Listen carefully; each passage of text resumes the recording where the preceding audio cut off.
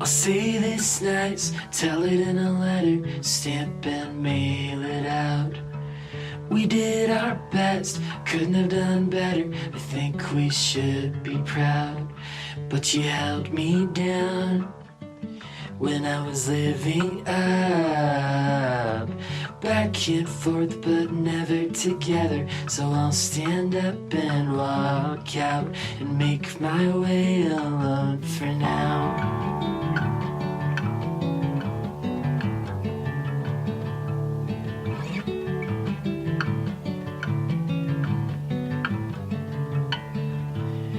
Holy as a ghost, heavy as a feather, pure as the driven snow.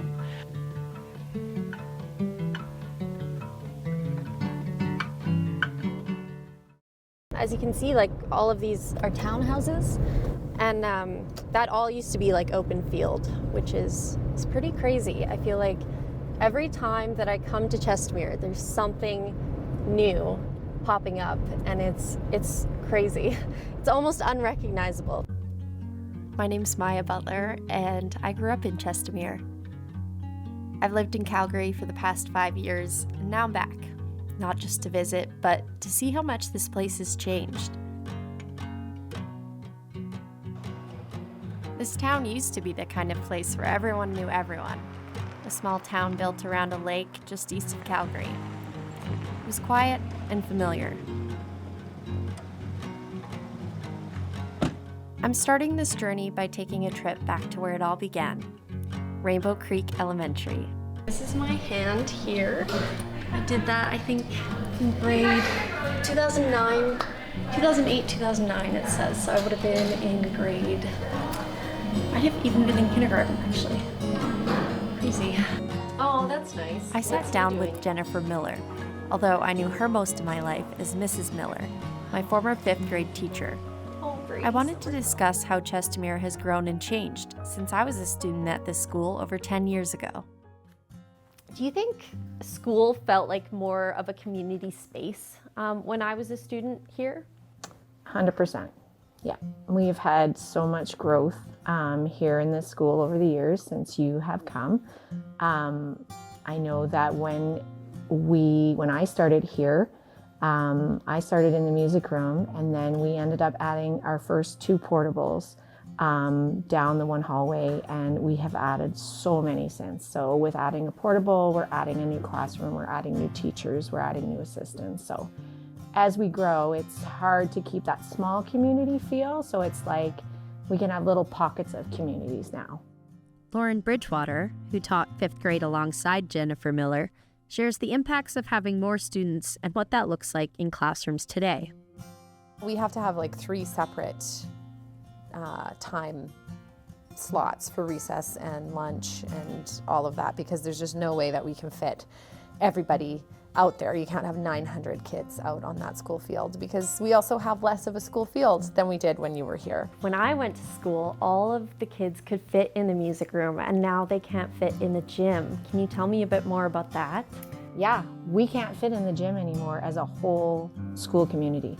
So when we go to do assemblies, we need to go in as a Div 1, so our Ks to 3, and then we need to go in as Div 2, so 4 to 60. There's not even a place where we can safely gather. Concerts, they've got to do multiple concerts because they can't get all of the parents in safely as well. Despite all the changes, one thing has remained the same for these teachers, and that is the love they have for their students and the impact they've had on their lives. And I feel like teachers don't hear that enough, and like, you don't always get to see that as much because, you know, kids don't normally come back. I hope you know that you've made a big difference in my life in terms of teaching and just providing a safe space where we could learn and grow as little people, you know? Like, You're so close to these kids for the year. Yeah. You built this community, and especially when you guys were in grade 5, that was the oldest group in the school, and so you say goodbye to them and they go off and you don't even see them the next year. And the vast majority of the students that I've taught, like, you don't know how they're doing, and you think about them. I think about lots of my previous students all the time and think, I wonder what they're doing, and I wonder how they are, and And I love getting updates, and I love hearing from students, and sometimes I hear from their parents, and sometimes I get invited to a graduation ceremony, which is really special. But yeah, you just kind of trust that they're okay and they're doing their thing in the world. But I hope that even though we've grown and we have a lot more staff and a lot more kids, I hope that they still come to school and they still feel, you know, safe and welcome and wanted, and that they belong here. This right here is my childhood. We would roll around, zip around so speedy on these little scooters in gym class. And so I'm gonna have a go at it over 10 years later. Let's see how quickly I can get across the gym. I was so much slower than I remembered.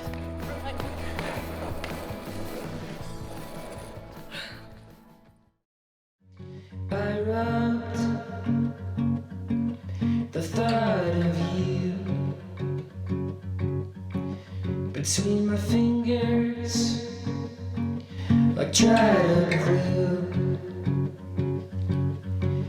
and I can't believe the times you can die but still survive. On a screen and on a line, you'll be flowering. This was the house that raised me. This street is where I learned to ride a bike. This driveway was where my dad's truck would pull in every evening, and my sisters and I would rush to the door to greet him. This is where I took my first steps, where I lost my first tooth, where we spent countless hours laughing, playing, and just being kids. Not much has changed. But Chestermere sure has. We're on our way to meet Jen and Bill Peddleston. Jen is the president of the Historical Foundation of Chestermere, while Bill was a member of town council in the late 90s to early 2000s. I want to get their perspective on Chestermere's history and how they feel things have changed. So they wanted this government land to be settled by farmers, and they just weren't coming and settling as quickly.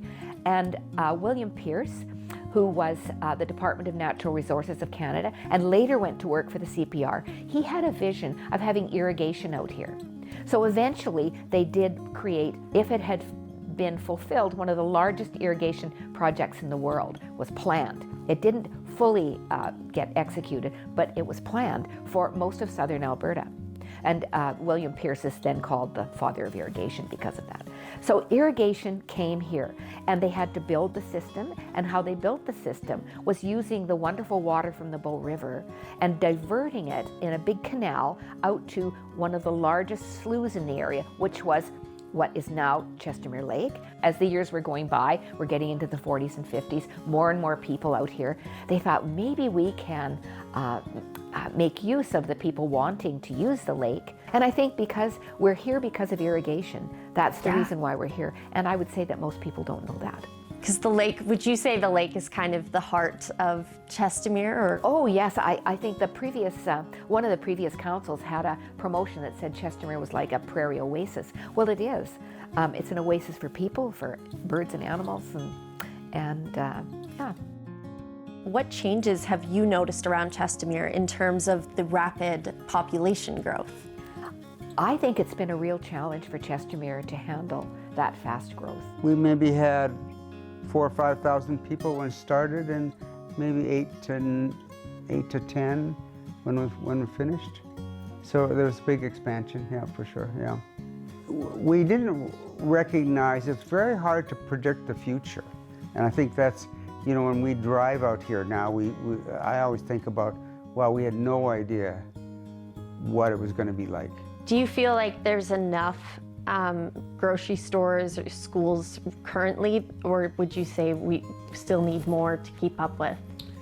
Well, it sounds like we have to have more schools, but I know being on council, that's one of the things you realize is it's hard to have schools. People just think, oh, well, why don't we have more schools? Well, first off, the developer has to provide by statute municipal reserve for schools, so then it has to go to the provincial government, and they have to budget it, and they have to, I guess they would triage it, but they have to prioritize which areas get the schools because of population, and so it's a long process. Then you got to build the schools.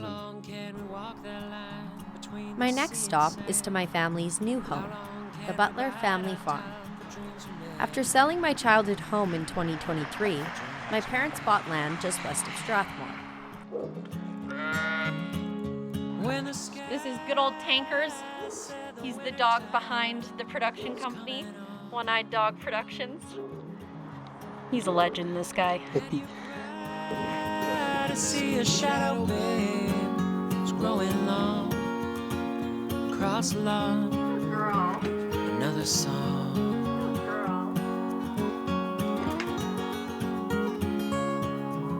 Want to see what the camera is? It's Tuesday night, it's 3 a.m. I ought to be asleep.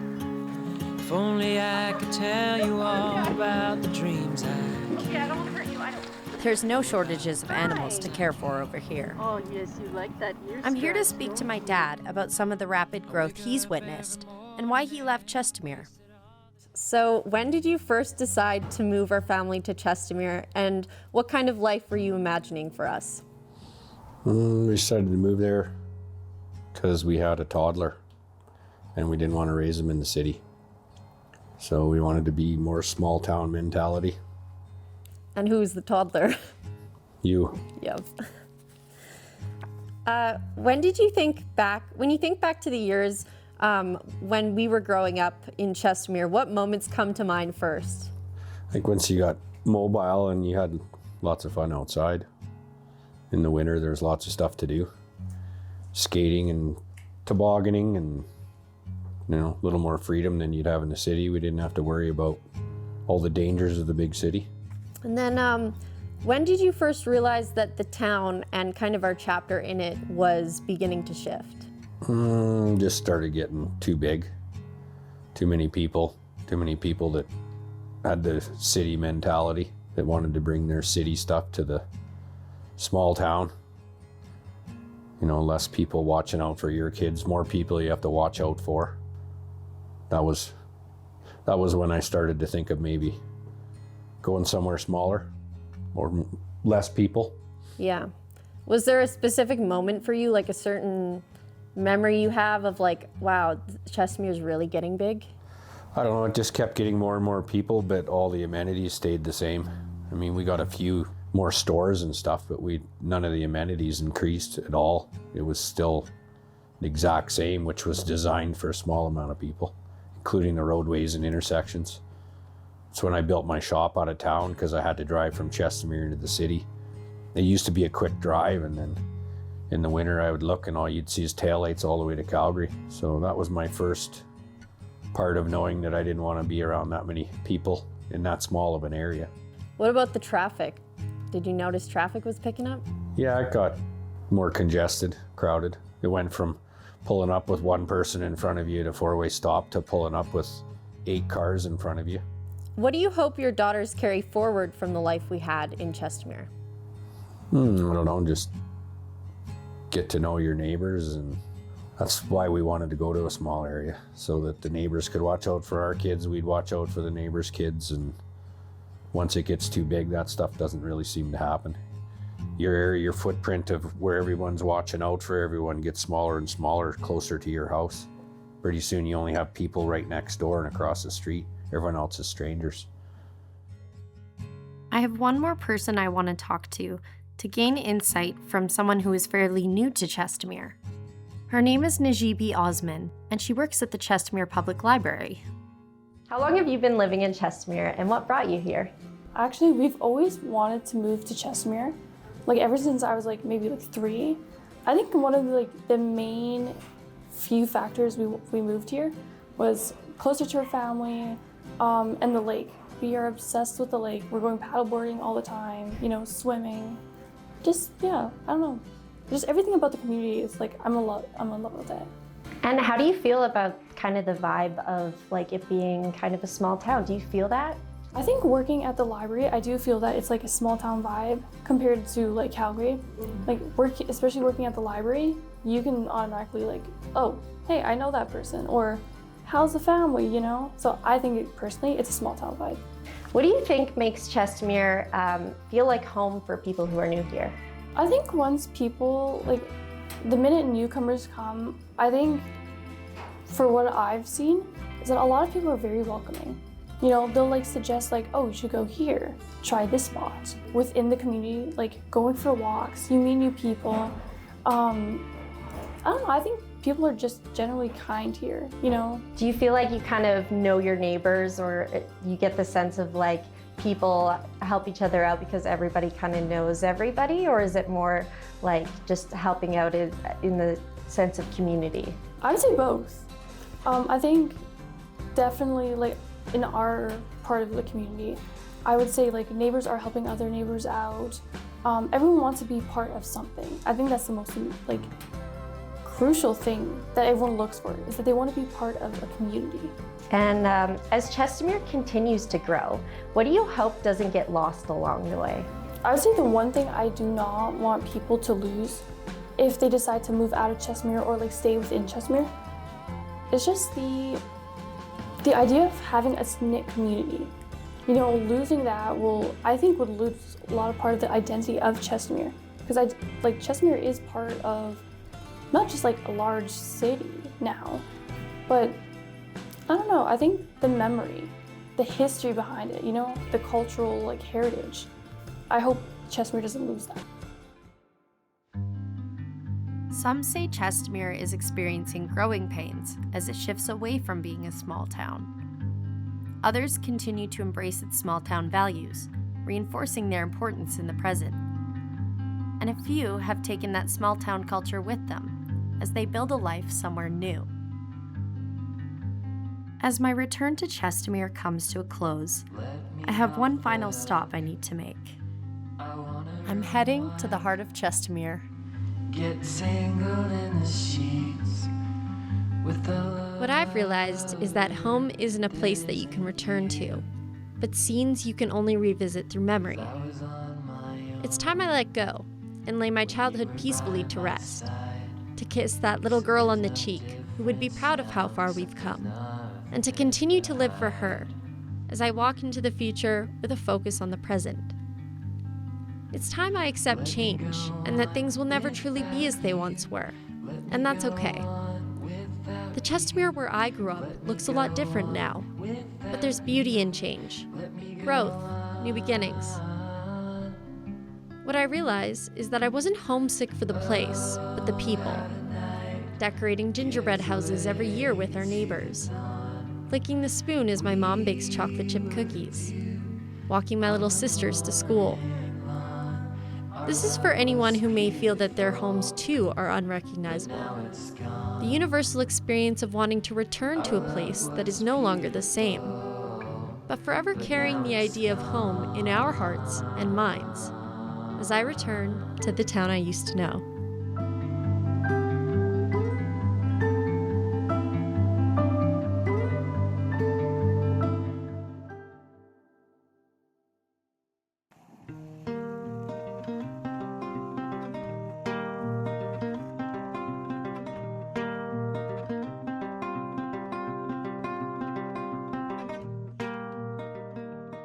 I think of you everywhere I go. I hope you know, I hope you know.